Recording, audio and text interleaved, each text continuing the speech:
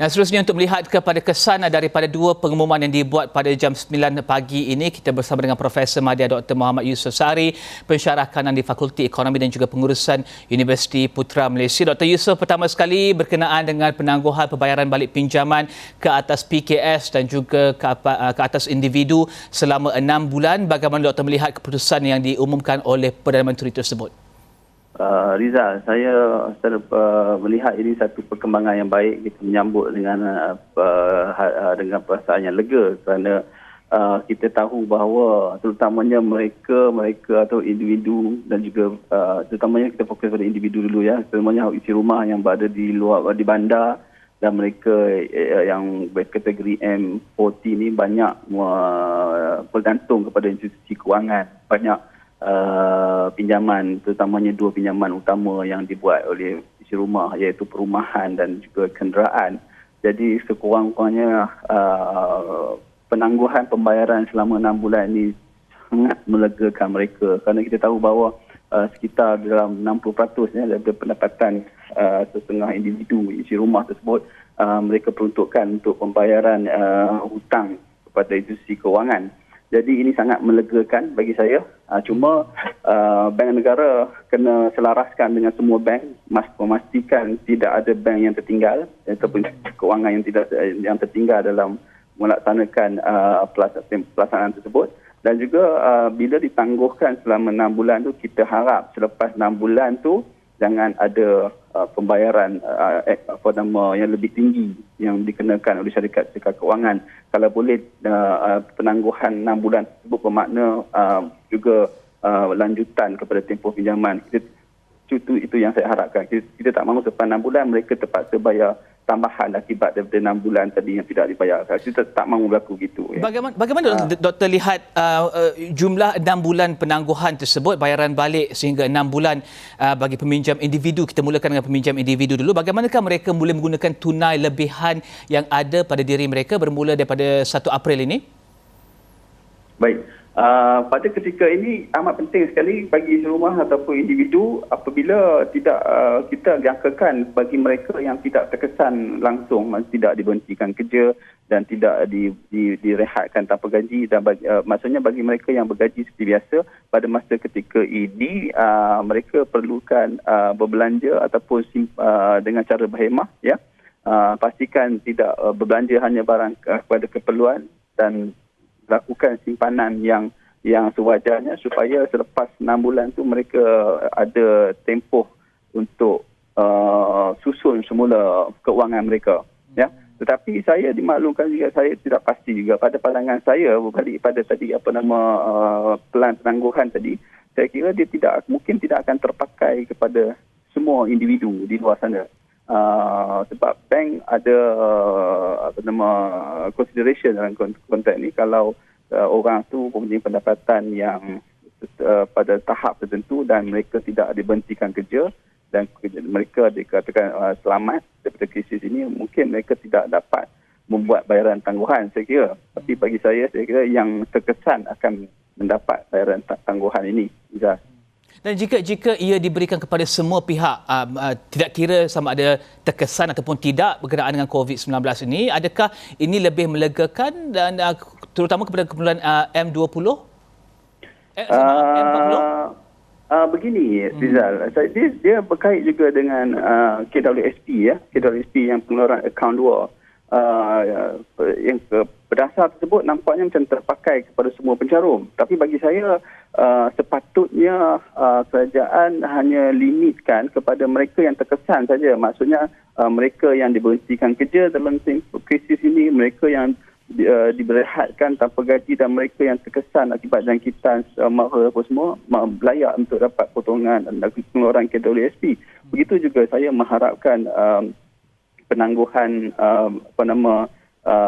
pinjaman ni hanya terpakai kepada golongan ini dan juga golongan-golongan yang mempunyai yang tidak ada security pekerjaan. Maksudnya pekerjaan mereka ni tidak ada security, maksudnya tidak dibayar gaji dalam tempoh krisis ataupun diberhentikan kerja. Itu yang maksud saya je. Kalau kita biarkan semua dapat kuota, kebimbangan saya hanya satu saja kat sini adalah apabila rakyat mempunyai banyak cash di tangan, susah kadang-kadang nak mendidik masyarakat ni. Seperti mana kita tahu dalam tempoh pelaksanaan kawalan ni pun ramai juga keluar semua. Jadi susah nak kontrol. Sama juga bila banyak cash kat tangan, kita suka untuk nak kawal belanjaan. Apabila situasinya, apabila banyak cash, permintaan bertambah, sedangkan di pihak industri sana, pengeluaran makanan, pengeluaran barang-barang lain mungkin terhad disebabkan oleh krisis ini. Jadi bila itu terhad, bintaan banyak, saya bimbang takut dia akan menonjakkan harga tu, akhirnya dia akan pergi pada inflasi. Dan saya ingin tumpukan kepada individu lagi ya doktor ya.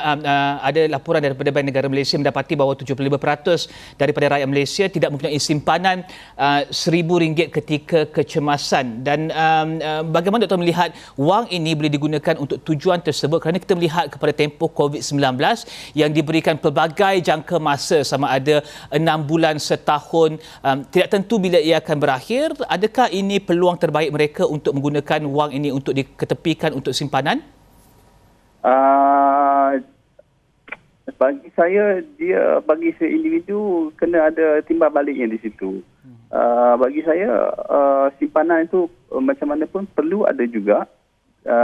Dan pada masa krisis ini, individu ni cuba membuat rasionalisasi semula kepada perbelanjaan mereka. Maksudnya, pada ketika ini kita harapkan individu hanya berbelanja kepada barang keperluan saja, dan bila berbelanja pada barang keperluan saja, ia tidaklah akan mendatangkan sangat beban kepada perbelanjaan itu sendiri.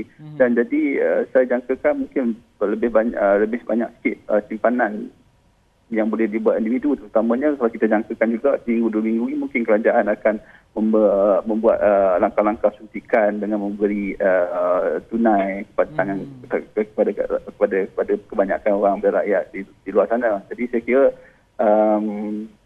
sikit kok mana pun simpanan itu perlu ada juga, pokoknya untuk kita di era pasca krisis ini. Okey, dan kita tahu bagi individu dan juga bagi setengah kumpulan individu bukan perniagaan, kita tahu banyak diumumkan oleh kerajaan, contohnya pengeluaran KWSP akaun kedua RM500 sebulan maksimum sehingga ke tempoh 12 bulan, dan juga pengumuman terbaru ini penggantungan kepada pembayaran balik atau penangguhan pembayaran balik pinjaman. Bagaimana ini akan merancakkan lagi aktiviti dan juga sokongan kepada PKS di luar sana yang mengharapkan kepada perbelanjaan seperti normal untuk operasi mereka?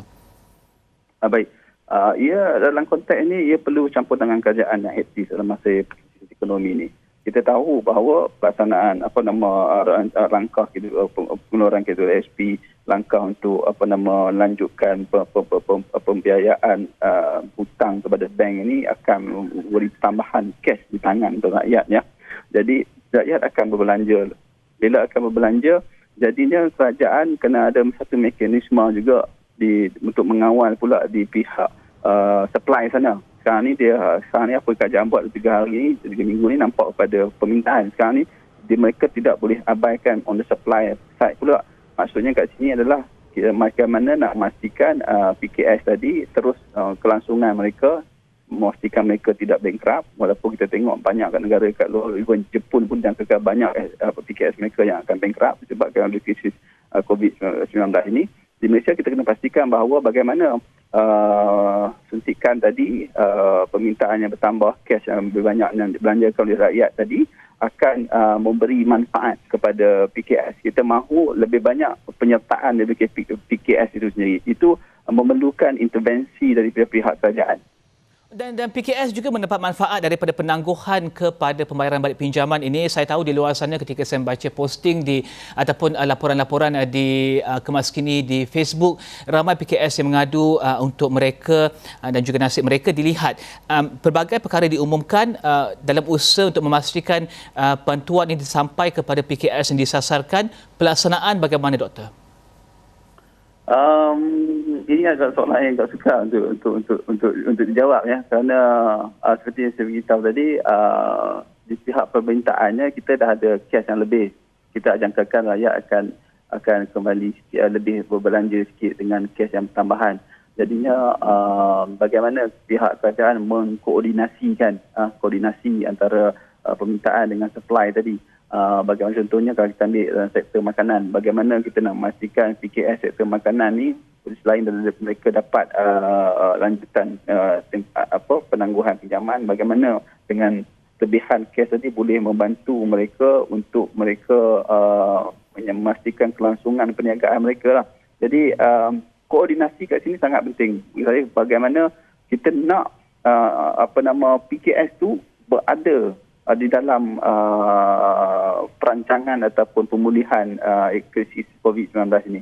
Jadi itu bergantung kepada strategi dan langkah kerajaan. Ya, bagi saya yang paling penting kat sini, saya rasa semua orang setuju bahawa keutamaan di peringkat supply sana adalah untuk memastikan PKS ini terjamin kelangsungan mereka. Dan ini juga bertanda yang baik sebenarnya. Bagaimana kita nak mencungkil, nak mencari ataupun memperkasakan PKS, kerana kita pada ketika krisis ini kita sebenarnya kita kurangkan keuntungan pada import, dan masa inilah kita cuba cungkilkan, cuba bangunkan, keluarkan potensi PKS yang kita ada. Okey, dan seterusnya kita melihat kepada secara keseluruhannya, bagaimana doktor melihat setelah hampir 8 hari daripada PKP ini, bagaimana doktor melihat kesan kepada perniagaan, ekonomi? Saya tahu beberapa negara seperti Amerika, mereka dan juga presidennya sedikit menekankan kepada aktiviti ekonomi tidak harus dikorbankan demi untuk memastikan bahawa pengekangan penularan COVID-19 dapat dilakukan. Pelbagai negara ada pelbagai pendekatan, ada kerajaan yang menyuntik lebih banyak wang kepada ekonomi mereka. Ketika ini, apa yang diambil oleh kerajaan, keputusan yang diambil oleh kerajaan, bagaimana doktor melihat kepada usaha-usaha untuk merancangkan aktiviti ekonomi walaupun di tengah-tengah PKP ini? Dalam tempoh PKP ini saya nampak kerajaan lebih terarah kepada pemulihan kepada permintaan, dari segi sudut permintaan dulu, mana dengan pengeluaran KWSP tadi, dengan penangguhan pembayaran pinjaman tadi, mungkin ada akan lagi BRIM, contoh bukan BRIM, sekarang dipanggil bantuan sara hidup ke ataupun apa saja nak dipanggil, itu lebih kepada permintaan. Jadi untuk penawaran kat sana kita masih lagi tak berapa jelas, ya, masih lagi tak berapa jelas apa langkah yang kerajaan ambil. Setakat ni untuk PKS dan perniagaan yang kita nampak yang adanya untuk penangguhan pembayaran saja. Jadi bagaimana untuk kerajaan, seperti kita tahu tadi, untuk untuk mengkoordinasikan di antara jurang antara penawaran tadi ataupun pengeluaran tadi dengan permintaan tadi. Itu yang penting. Koordinasi ini untuk memastikan aliran tunai yang disuntik tadi dengan pelbagai langkah tadi akan membantu golongan peniaga kat luar sana. Itu koordinasi ini sangat penting dalam tempoh sekarang ni. Jadi kita tak pasti lagi, tak nampak secara jelasnya bagaimana koordinasi yang akan dibuat oleh pihak kerajaan. Bercakap tentang penawaran, adalah sektor pengeluaran, sektor pembuatan, sektor-sektor di bahagian awal tersebut? Ya, betul. Okey. Teruskan doktor. Juga mengambil kira di sepanjang rantaian bekalan itu, ya. Kita tengok keseluruhannya sekali. Dan kita nak dalam konteks ini kita nak PKS yang diberi keutamaan, kerana kita tahu syarikat besar ni mereka tidaklah menjadi masalah besar sangat pada aliran tunai. Dan kita tengok contoh 3 hari lepas, contoh yang kita tengok dalam media bagaimana banyak GLC memberi sumbangan kepada kerajaan, kan, tapi kita tak tengok pun sumbangan ada. PKS tak ada tahun. Maksudnya itu signal yang nak diberitahu lah kepada pihak kerajaan. Okey, bagaimana pula dengan keputusan kerajaan untuk memastikan bahawa tiada sekatan dalam aktiviti rantaian bekalan, pemasaran makanan dan juga e-dagang sepanjang tempoh Perintah Kawalan Pergerakan Movement Control Order ini, aktiviti pembekalan makanan dan juga e-dagang, penghantaran, pengedaran, pemborongan, semua ini dibenarkan diteruskan untuk beroperasi mengikut garis panduan ditetapkan. Adakah ini akan memberikan sedikit kelegaan kepada pengguna di luar sana yang masih kekal di rumah pada ketika ini? Ya, itu memang itu sangat-sangat membantu pada yang terkesan yang banyak isi rumah di dalam tempoh PKP ini. Kalau rantaian bekalan itu pemborongan makanan dalam beraktiviti berkaitan dengan makanan tadi, dari segi pembuatannya, pengeluarannya sampailah kepada pemasarannya, itu juga dihadkan, ini akan menjadi masalah besar kepada kita. Tapi dalam konteks sekarang ni saya kira saya nampaknya tengok pemerhatian saya pun, saya nampak itu tidak menjadi masalah pada rakyat sekarang ni. Ditambah maksudnya rakyat keperluan untuk mendapatkan bekalan untuk memastikan kelangsungan hidup tu tidak menjadi masalah buat masa ni.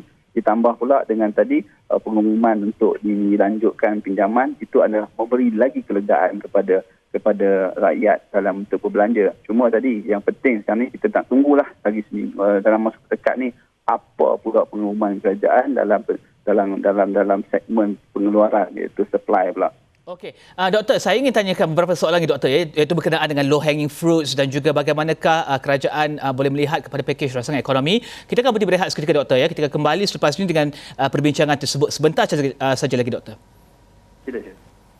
Masih lagi bersama dengan Profesor Madya Dr. Mohamed Yusof Sari, pensyarah kanan di Fakulti Ekonomi dan juga Pengurusan Universiti Putra Malaysia, membincangkan berkenaan dengan pengumuman kerajaan dan juga Perdana Menteri untuk menangguhkan pembayaran balik pinjaman untuk PKS dan juga individu untuk tempoh 6 bulan. Seterusnya kita lihat dulu angka dagangan di Bursa Malaysia pada sekitar jam 10.21 pagi ini. Angka ini adalah lewat 15 minit. Di IBM ataupun indeks IBM KLCI meningkat 49 mata kepada 1,340.17 mata. Saya kira ini juga disokong oleh peningkatan di Wall Street sebanyak lebih 2,000 mata untuk melonjakkan indeks Dow Jones kepada lebih 20,000 mata.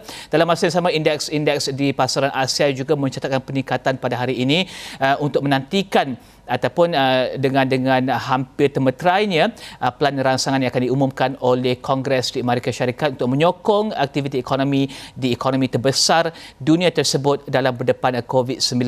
Kita terus bersama dengan Dr. Yusof Sari. Doktor, saya ingin melihat kepada apakah low hanging fruits yang kita boleh capai pada ketika ini, melihat kepada perkembangan selepas 7 hari, selepas 8 hari PKP dilaksanakan. Di manakah peluang-peluang baru ekonomi yang Doktor lihat wujud, kerana kita tidak ketahui lagi sampai bilakah PKP ataupun perintah kawalan pergerakan kawalan sementara ini akan dilakukan. Bagaimana Doktor melihat kepada low hanging fruits tersebut? Begini Rizal, secara keseluruhannya saya nampak di sebalik krisisnya ada kebaikannya di sini ya. Yang paling utamanya adalah peluang untuk kerajaan reform balik ekonomi kita. Yang kita tahu bahawa dari segi strukturnya memang ekonomi kita ada sedikit tidak kompetitif, ada sedikit masalah, dan masa krisis ini adalah masa tempoh yang terbaik untuk pihak kerajaan melihat lompong-lompong mana yang perlu diperbaiki. Contoh yang kita lihat ya, dalam masa sekarang ni kita tengok bahawa pentingnya sektor makanan, sektor pertanian itu sendiri untuk diperkasakan. Ini adalah sektor-sektor yang saya nampak adalah yang kurang risiko disebabkan oleh risiko yang COVID-19, iaitu risiko globalisasi ini. Inilah sektor-sektor yang peluang yang boleh kita lihat. Dan kita juga ada peluang untuk melihat sepanjang rantaian bekalan itu dia punya lompong kat mana, apa yang boleh diperbaiki. Ini adalah masa yang terbaik untuk pihak kerajaan melihatnya. Ya. Okay. Dan juga ini juga adalah masa yang terbaik untuk PKS untuk muncul sebagai wira kepada ekonomi kita, terutamanya produk-produk punya putra ke yang mana selama ni kita tak pernah tahu. Masa ini adalah masa terbaik untuk kita tunjukkan kebolehan dan juga potensi PKS itu sendiri. Itu yang saya nampak secara makronya, Rizal. Okey, adakah Doktor melihat operasi import-eksport akan terganggu? Bagaimana Doktor melihat kepada perkembangan, kerana bukan Malaysia saja yang terkesan dengan COVID-19, banyak negara lain permintaan. Di Amerika contohnya, banyak negeri telah mengadakan perintah berkurung. China kita sudah mula pulih. Bagaimana Doktor melihat kepada situasi global pula terhadap permintaan dan juga penawaran import-eksport daripada Malaysia? Saya memang benar sama sekali. Krisis ini mempengaruhi perdagangan antarabangsa kita, aktiviti ekspor dan juga import. Disebabkan bukan saja disebabkan oleh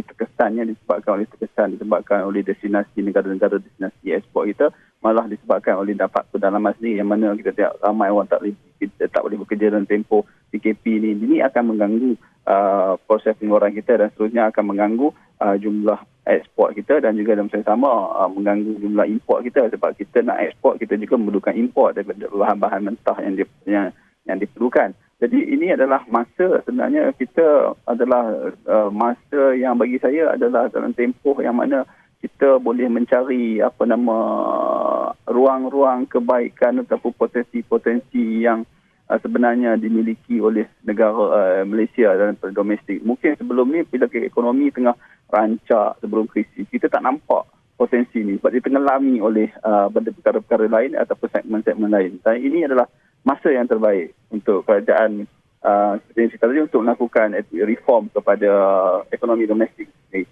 Dan terakhir sekali Doktor, ya, saya tahu kita akan menjangkakan pengumuman berkenaan dengan pakej rangsangan ekonomi yang lebih komprehensif, lebih lengkap saya kira daripada kerajaan yang akan diumumkan dalam masa terdekat ini. Apa yang Doktor inginkan lihat dalam pakej rangsangan ekonomi tersebut? Saya tahu Doktor ada sebut berkenaan dengan segmen ataupun bahagian penawaran dalam ekonomi, tetapi apa lagi yang Doktor ingin lihat ketika tempoh COVID-19 ini?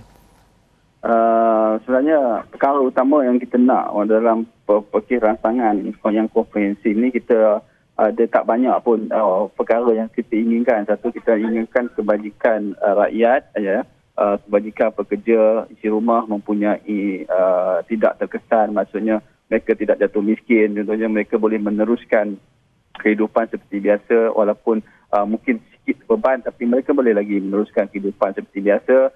Dan juga kita mengharapkan ekonomi kita terus tidak akan menjadi merundum dan mungkin saya tidak mahu kata 2020 ekonomi kita akan ada pertumbuhan yang negatif. Kalau boleh saya nak elak perkara tersebut. Jadi itu yang penting tadi, suntikan dah ada.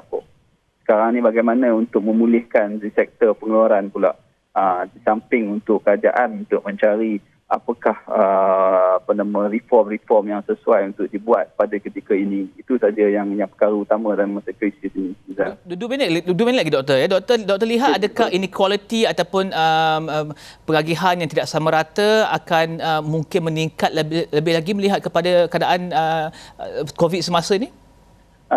Itu adalah yang kemungkinan besar akan berlaku.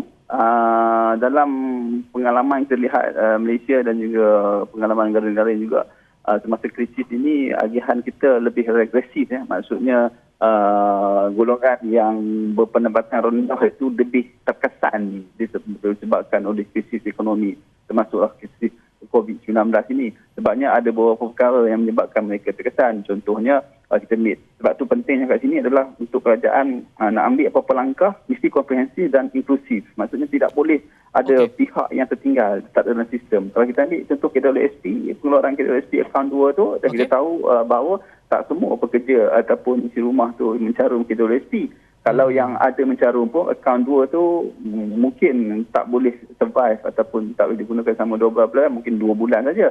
Jadi bagaimana mereka-mereka ni untuk memastikan kelangsungan mereka dalam tempoh kurangnya 6 bulan dalam menghadapi tempoh krisis ini. Itu penting pada kerajaan untuk memastikan komprehensif dan inklusif. Maksudnya kita jangan biarkan ada yang tertinggal di dalam kita untuk membantu dan golongan yang terkesan dan juga untuk memulihkan ekonomi. Kita pastikan semua ada on board, tak mahu yang tertinggal.